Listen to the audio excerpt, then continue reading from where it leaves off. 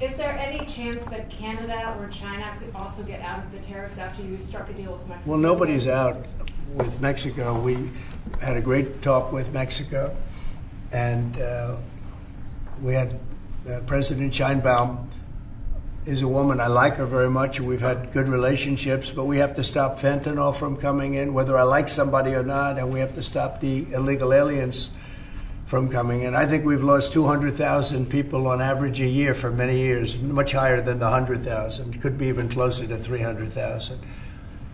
And they've agreed to put in 10,000 soldiers permanently, like forever, 10,000 soldiers at their side of the border and stop fentanyl and illegal aliens from coming into our country. They have a big incentive to do.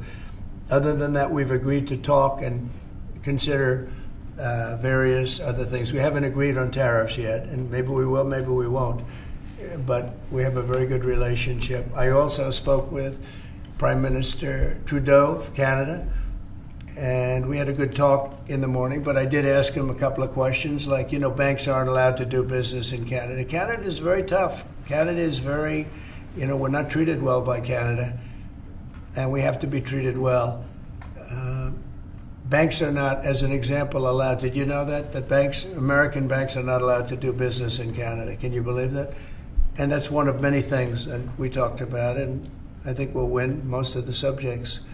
But for some reason, a lot of things have been very unfair with Canada. I noticed that in the first term. You deal with people, and after a while you begin to realize, like you learn that Larry Ellison's very tough to do business with, okay?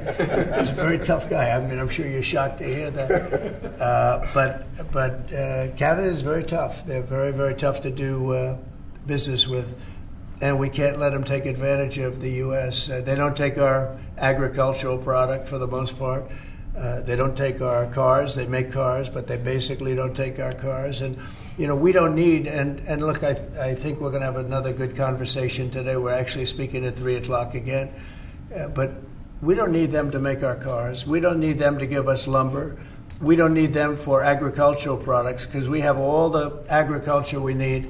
They don't take our agricultural product for the most part, our milk, dairy, etc. A little bit they do, but not much. We take theirs. And as far as cars are concerned, they took in a big percentage, almost 19% of the market.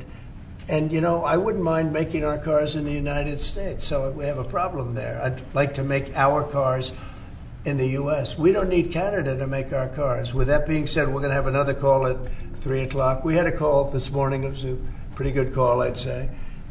So the call with Mexico went very well in the sense that they're very strong now on the border. They're going to put soldiers there. So, actually, they're